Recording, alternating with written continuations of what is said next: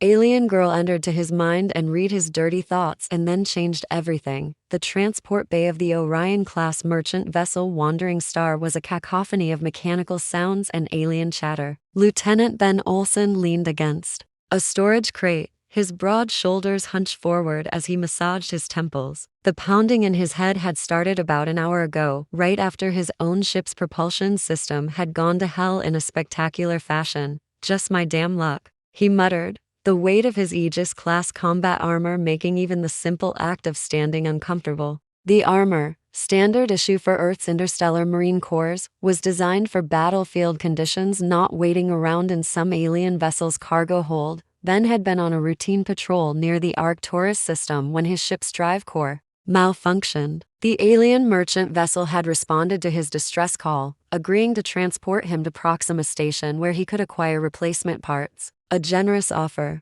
but one that left him feeling vulnerable, a lone human among an alien crew. The headache intensified, like someone driving a hot poker through his skull. Ben closed his eyes, willing the pain to subside. He didn't notice the approach of soft footsteps until a melodic voice broke through his discomfort. You don't look so good. Ben opened his eyes to find himself staring at the most striking alien female he'd ever encountered. Her skin was a vibrant azure blue, almost luminescent under the bay's harsh lighting. Long, fiery orange hair cascaded down her shoulders in thick waves. Her eyes' deep sapphire pools regarded him with curiosity. The form-fitting jumpsuit she wore, white with orange accents, left little to the imagination regarding her distinctly humanoid figure. I've been better, he managed, straightening his posture instinctively. She stepped closer, and Ben caught her scent something like cinnamon and ozone. May I? She asked, raising her slender blue hand toward his forehead. Before he could respond, her cool fingers pressed against his temple. The relief was immediate, like plunging into cold water on a scorching day. Holy shit, he breathed. That's amazing. As the pain receded, Ben found his thoughts wandering in decidedly unprofessional directions. The alien woman was standing too close, and his mind conjured images of those blue fingers tracing other parts of his anatomy, of her lithe body pressed against his. Her eyes widened slightly, and a knowing smile played across her lips. A soft laugh escaped her. Ben felt heat rush to his face as a horrifying realization dawned. Oh fuck, sorry, he stammered. I wasn't. No need to apologize, she whispered, continuing to stroke his temple. Her smile transformed into a playful smirk that only intensified his embarrassment. Your thoughts are refreshingly honest. You're telepathic, he stated flatly, mortification giving way to fascination. Empathic telepathic, yes. I'm Luxa, by the way, medical officer of the Wandering Star. Her fingers lingered a moment longer before withdrawing. And you're feeling better now, aren't you, Lieutenant Olson? Much better, he admitted, still flustered. And please, call me Ben. Ben, she repeated, his name sounding exotic in her lilting accent. Your headache was caused by a minor reaction to our ship's atmospheric composition. Nothing dangerous, but uncomfortable for humans. I've adjusted the environmental settings in your temporary quarters to Earth standard. Thanks, he said, genuinely grateful. How long until we reach Proxima Station? 3 standard days, Luxa replied. Perhaps I could show you around the ship? Unless you'd prefer to rest. Ben straightened his 6'2" frame, towering over her more delicate form. A tour sounds great, actually. Better than sitting here feeling sorry for myself. As they walked toward the bay doors, Luxa glanced at him sideways. You know, Ben, not all thoughts need to remain private. Some are worth exploring further. The smirk returned, and Ben felt his heart rate accelerate. This unexpected detour might prove more interesting than he'd anticipated.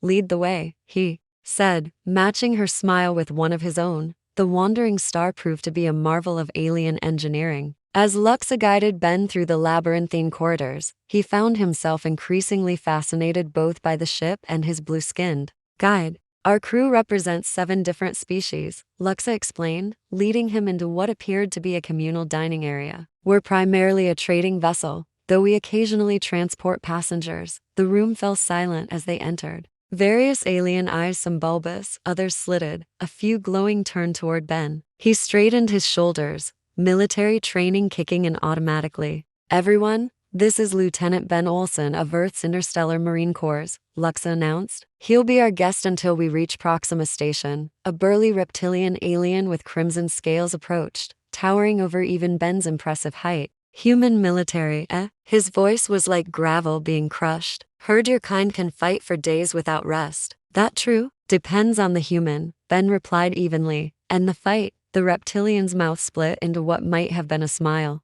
revealing rows of serrated teeth. "I'm Captain Drex. Welcome aboard, Lieutenant." As Drex introduced the other crew members, Ben noticed a pattern. They all seemed unusually interested in humans. Their questions ranged from curious, "Is it true humans can regrow damaged liver tissue?" to bizarre, "Do you really produce tears when experiencing strong emotions?" "You're something of a celebrity," Luxa whispered as they moved on. "Most of the crew has never met a human before." "And you?" Ben asked. "Have you encountered many humans?" Her sapphire eyes sparkled. "A few. None quite like you, though." The tour continued through engineering, where insectoid technicians worked on machinery that hummed with unknown energy, and the hydroponics bay, where plants from a dozen worlds grew in carefully controlled environments. "This is impressive," Ben admitted, as they entered what appeared to be a recreational area. "Your ship is practically self-sufficient." "Necessity breeds innovation," Luxa replied, gesturing for him to sit on a curved couch. "We're often in deep space for months at a time." As they sat,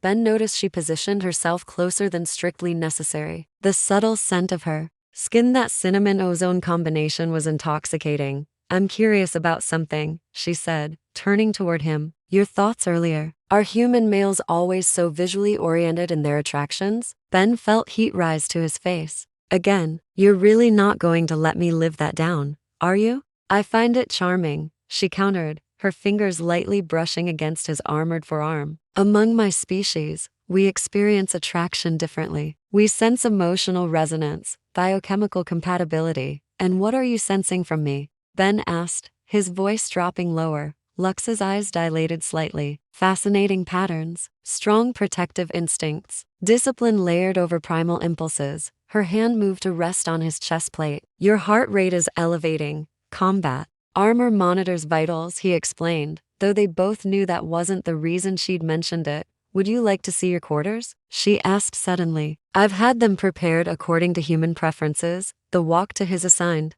cabin was charged with unspoken tension. When the door slid open, Ben was surprised to find the room comfortable and spacious, with lighting that mimicked Earth's natural spectrum. "The environmental controls are adjusted for human comfort," Luxa explained, stepping inside with him. "And I took the liberty of programming some Earth cuisine options into the synthesizer." "That's incredibly thoughtful," Ben said, genuinely touched by the consideration. "I aim to please," she replied, the double meaning unmistakable. As the door closed behind them, Ben felt the weight of the moment. "Luxa, I should be clear, I'm not looking to create any complications. I'll be gone in 3 days. 3 days can be quite sufficient," she countered, stepping closer. "Besides, I'm curious about humans." "Your thoughts suggested you're curious about aliens too." Her fingers found the release mechanisms of his armor with surprising accuracy. Piece by piece, the protective shell came away, leaving him in the form-fitting undersuit.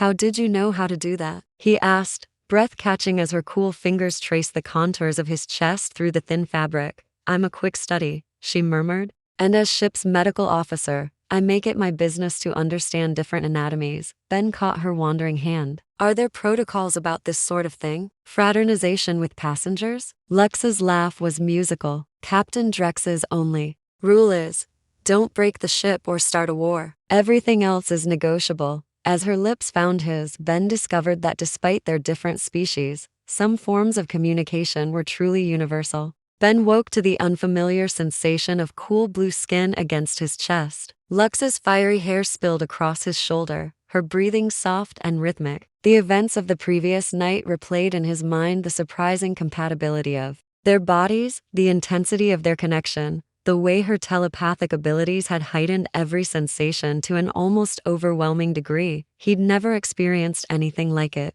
What had begun as simple physical attraction had evolved into something more profound, a meeting of minds as much as bodies. When Luxa had connected with him at that deepest level, he'd felt completely exposed yet utterly accepted. "Your thoughts are very loud this morning," Luxa murmured against his skin, her eyes still closed. Ben chuckled. Sorry, still processing. She propped herself up on one elbow, sapphire eyes studying him with that now familiar mixture of curiosity and affection. Regrets? None, he answered honestly, though I'm wondering what happens now. Now, she said, tracing patterns on his chest, we enjoy the time we have. Unless humans require complicated relationship definitions after a single night. Before Ben could respond, the ship's alarm system blared to life. Red emergency lights pulsed along the ceiling. That's the priority alert, Luxa said, instantly alert. She rolled out of bed and reached for her jumpsuit. We need to get to the bridge. They dressed quickly, professionalism overtaking intimacy as they rushed through the corridors. Crew members scrambled to emergency stations. When they reached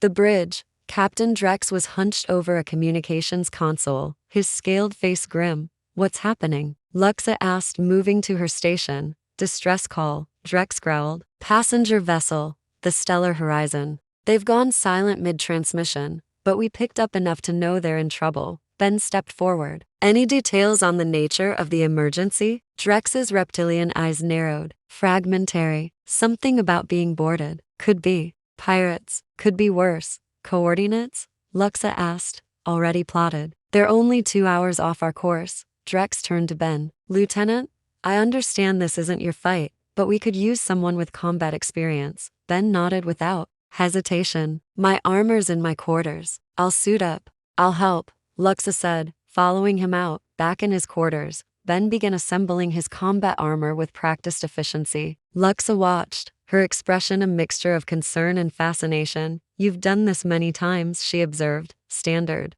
procedure before any potential engagement, he replied, checking the power cells, though usually I'm not rushing quite this much. Luxa stepped closer, helping him secure the chest plate. Last night, when our minds connected, I sensed you've seen combat before. Ben paused. Yes, more than I'd like. You're afraid? She said softly, not a question, but an observation. Healthy. Caution, he corrected. Fear keeps you alive if you don't let it control you. Her cool fingers brushed his cheek. There's something else you should know. When aliens connect as we did, it creates a temporary bond. I may be able to sense your emotional state even at a distance. It could be useful if you're boarding that ship. Ben considered this. A tactical advantage then.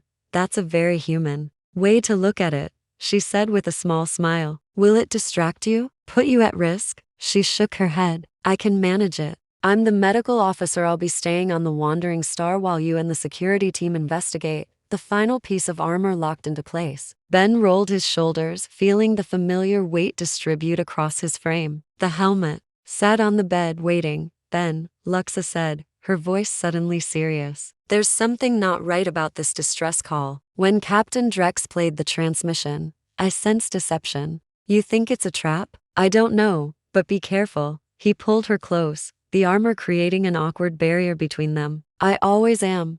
That's not what I sensed in your memories, she countered, tapping his chest plate. The ship's intercom crackled. Security team to the launch bay. ETA to distress coordinates. 30 minutes. Ben picked up his helmet. We'll continue this conversation when I get back. Promise.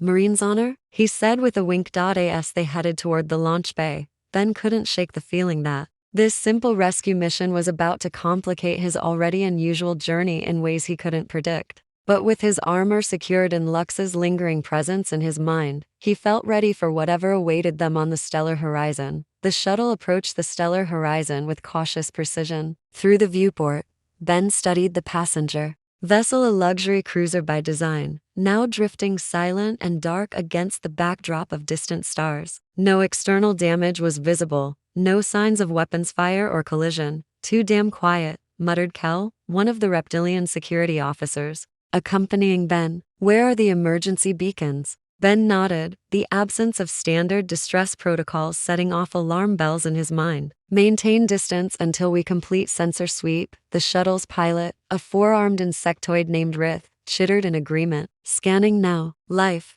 support operational. Minimal power signatures. No detectable life forms.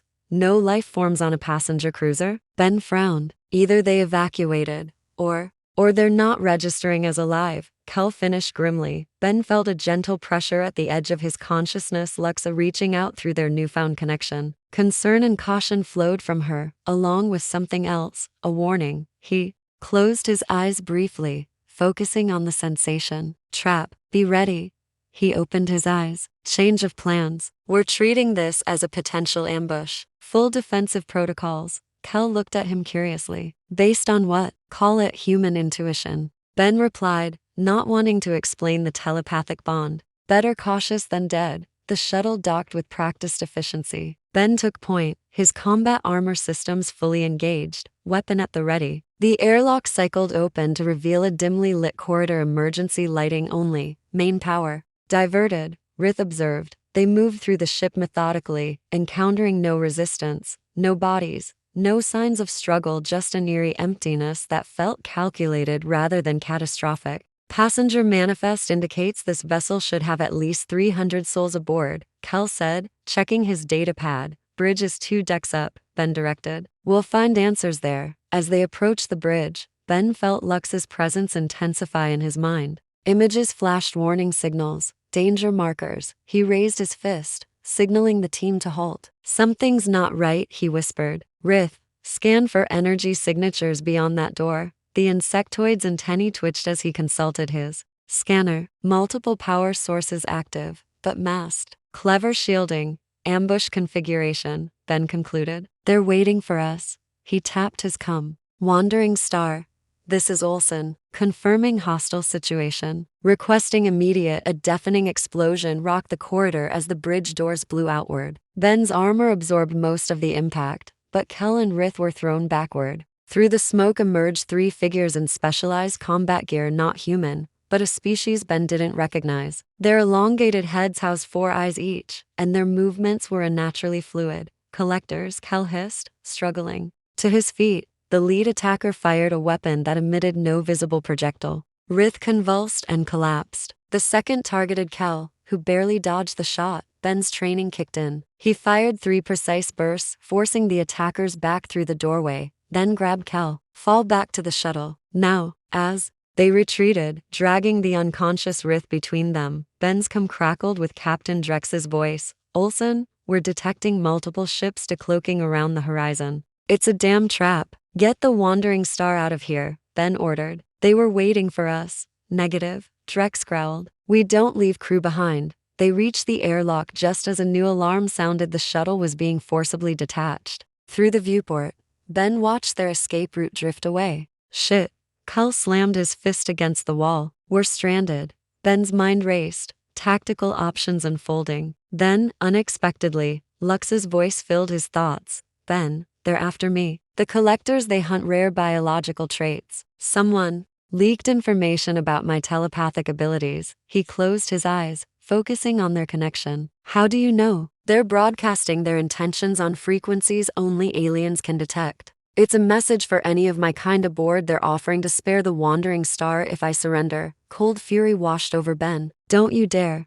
I won't. But you need to know what we're dealing with. These aren't ordinary traffickers, they're vortex collectors. They harvest unique biological traits for the black market. Ben processed this information, formulating a plan. Can you sense how many ships they have? 3, small, but heavily armed. Tell Drex to prepare for my signal. I'm going to give these bastards something they didn't expect. He turned to Kel. How much do you know about this ship's systems? Standard Helix-class luxury cruiser, the reptilian replied. Why?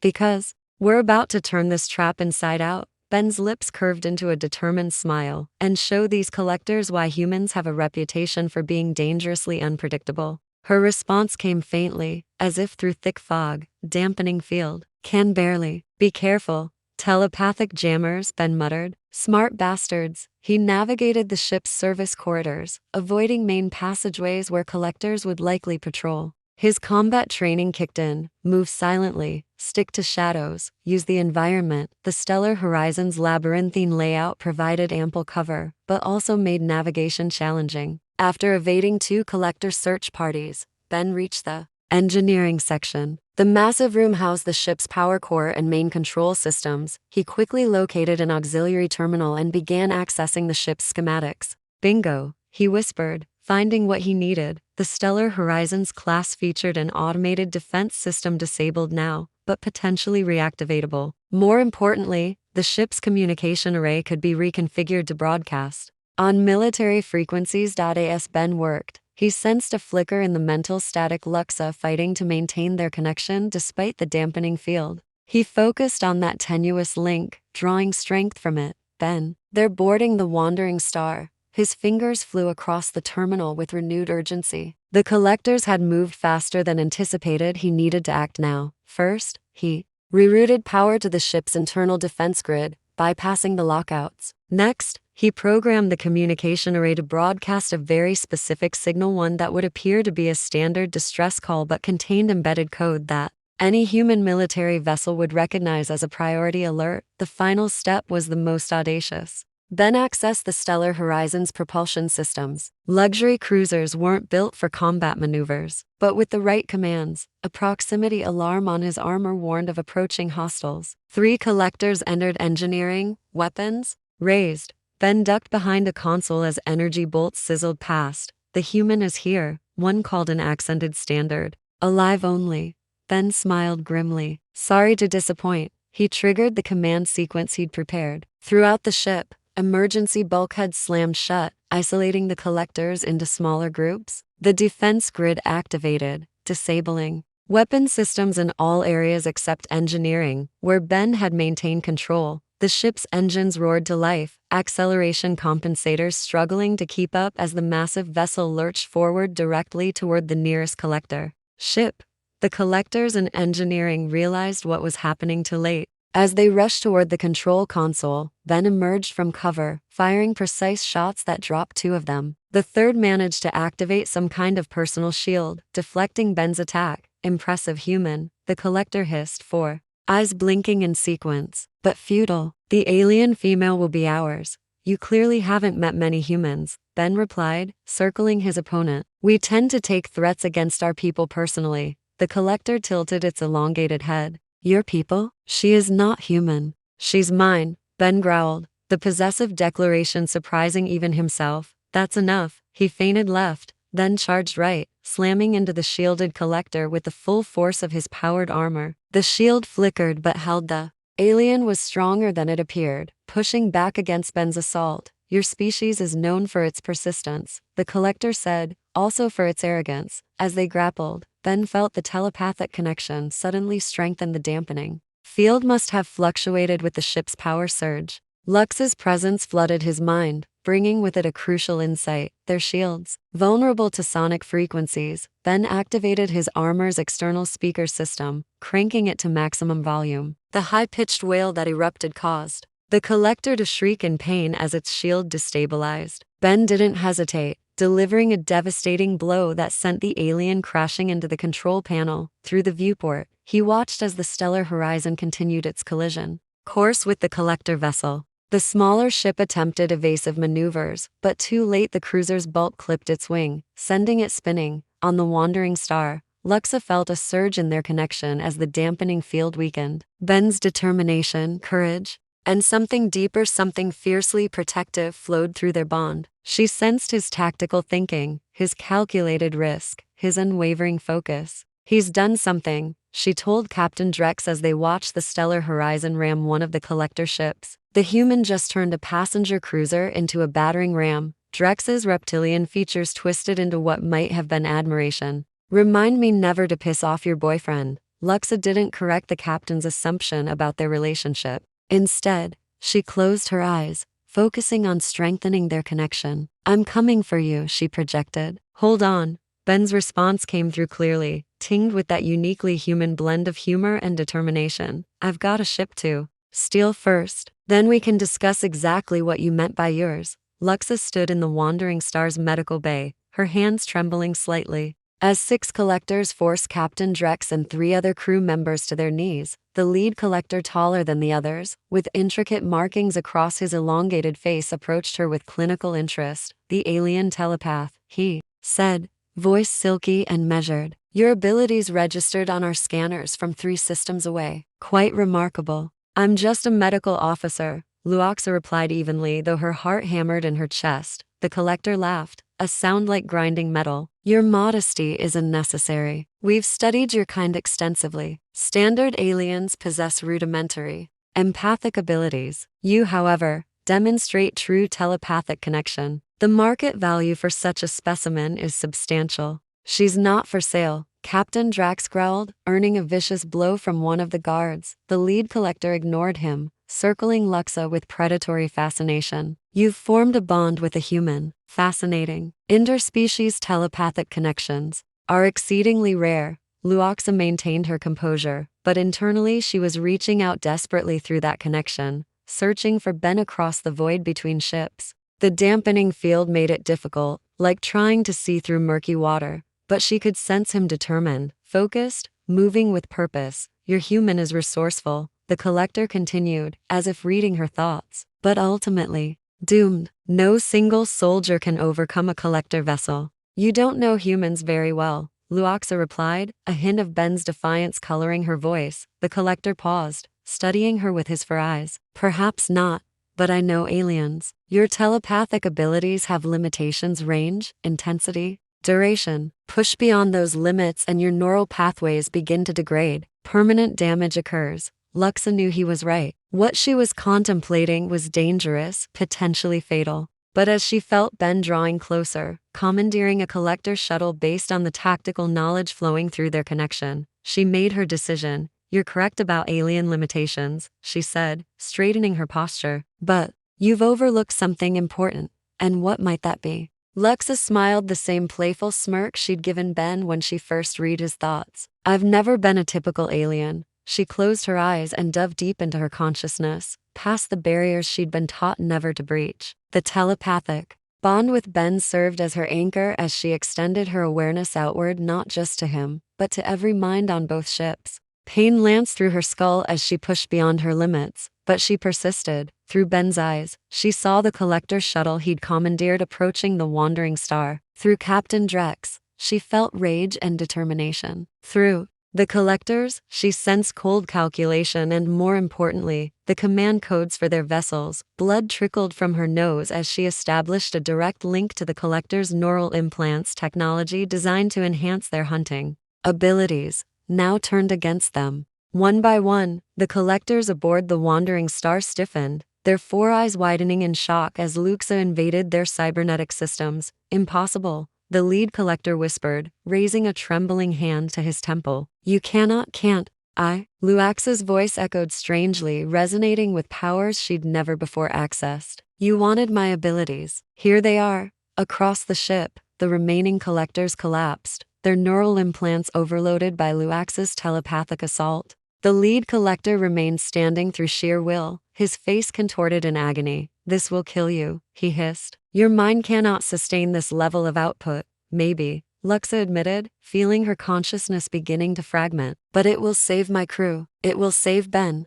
As darkness crept into the edges of her vision, Luxa transmitted everything she'd gleaned from the collector's minds directly to Ben's security codes, ship schematics, tactical weaknesses. Their bond flared brilliantly, stronger than ever despite the dampening field, fueled by her desperate gambit. Luxa, Ben's mental voice cut through her fading awareness. What are you doing? Giving you what you need, she replied weakly. Hurry. The lead collector lunged for her as she swayed on her feet. Captain Drax, freed from his guard's now unconscious supervision, intercepted the alien with a roar of fury, tackling him to the ground. Luxa collapsed, her telepathic assault ending as suddenly as it had begun. The last thing she registered before unconsciousness claimed her was Ben's presence, no longer just in her mind, but physically near, his determination and fear for her washing over her like a wave. Aboard the commandeered collector shuttle, Ben processed the flood of information Luxa had sent him. His hands flew across the alien controls with newfound confidence, inputting override codes and disabling security protocols. The shuttle's weapon systems came online under his command, targeting the remaining collector vessel with precision. This is Lieutenant Ben Olson of Earth's Interstellar Marine Corps. He broadcast on all frequencies to the remaining collector vessel. Your boarding parties have been neutralized. Surrender or be destroyed. No response came, but the collector ship began powering its engines, preparing to flee. Wrong answer, Ben muttered, firing the shuttle's weapons. The shot struck with devastating accuracy, disabling the larger vessel's propulsion systems. As he docked with the wandering star, Ben felt Lux's presence in his mind dim, alarmingly. So, fear gripped him, not the tactical caution he'd been trained to manage, but raw, personal terror. Hold on, he projected with all his strength. I'm coming. The shuttle's airlock had barely cycled open before Ben was sprinting through the wandering star's corridors, following the telepathic thread that still connected him to Lux, a faint now, but still present. He would not lose her. Not now. Not after everything they'd shared. Not when he'd only just realized what she truly meant to him. Ben burst into the medical bay, his armor spattered with the iridescent blood of two collectors who had tried to stop him. Captain Drex stood protectively over Luax's motionless form. The unconscious lead collector restrained nearby. Is she? Ben couldn't finish the question. Alive, Drex confirmed, stepping aside. Barely. Ben knelt beside her, removing his gauntlets to touch her face. Her skin felt cold, the vibrant blue now pale and ashen. Blood had dried beneath her nose and at the corners of her eyes. What did she do? He asked, though he already knew the answer. Something impossible, Drex replied, his reptilian features solemn. She reached into their minds, all of them simultaneously overrode their neural implants. I've never seen anything like it. Ben closed his eyes, searching for their connection. Where before he'd felt her presence warm, curious, vibrant, there was now only the faintest whisper, like a distant echo. I need the medical equipment from the collector shuttle, he said, military decisiveness taking over. They have neural stabilizers designed for telepathic species. How do you know that? Drex asked. Because she showed me. Ben tapped his temple. Everything they knew, she pushed into my mind before she collapsed. As Drex dispatched crew members to retrieve the equipment, a sudden alarm blared throughout the ship. The engineering officer's voice came over the comm. Captain, the disabled collector vessel is showing energy spikes consistent with a self-destruct sequence. Estimated time? Drex demanded. 8 minutes, maybe less. Ben looked down at Luxa, then at the unconscious collector. Decision made. He scooped Luxa into his arms. Get your crew to the escape pods. I'll take Luxa to the collector's shuttle, it's our best chance.